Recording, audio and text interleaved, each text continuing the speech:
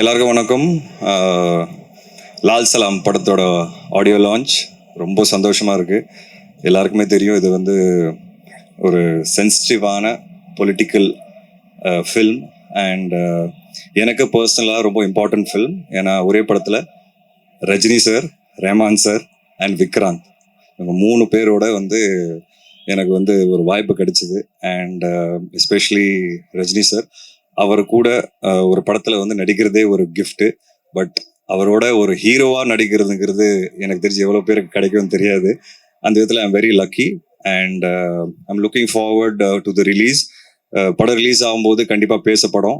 Sir இந்த படம் ஏன் பண்ணியிருக்காரு அப்படிங்கிறது படம் பார்க்கும்போது எல்லாருக்கும் புரியும். அண்ட் ஐஸ்வர்யா ரஜினிகாந்த் அவங்க வந்து இந்த மாதிரி ஒரு ஸ்கிரிப்ட் எடுத்து பண்ணுறதுங்கிறதே ஒரு மிகப்பெரிய ஒரு சேலஞ்ச்.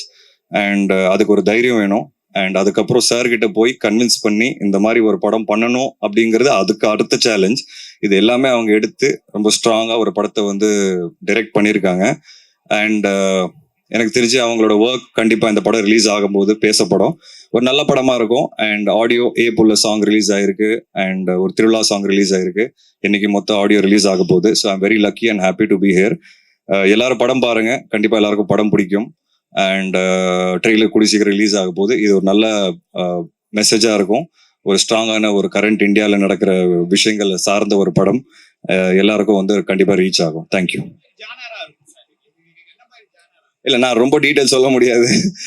படத்தில் அதான் சொன்னேன், நான் current social and political situation of the கண்ட்ரியை வந்து பேசப்படுற ஒரு படமாக இருக்கும்.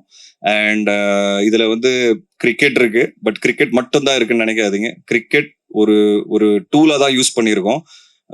அண்ட் இது இது ஒரு ஒரு விஷயத்த யோசிக்க வைக்கும், ஒரு விஷயத்த புரிய வைக்கும். அது என்னால் நிறைய சொல்ல முடியாது. பட் அது ஒரு ஸ்ட்ராங் மெசேஜ்க்கு ஒரு ஸ்ட்ராங் பர்சனாலிட்டி தேவைப்படும்.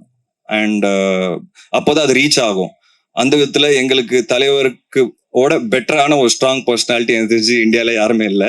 அந்த விதத்துல very lucky to have got Thalaivar for Lal Salaam. அவர் ஒத்துக்குனதே ஒரு பெரிய விஷயம். அண்ட் கண்டிப்பா நீங்க எல்லாரும் பார்த்து அதை அப்ரிஷியேட் பண்ணுவீங்க.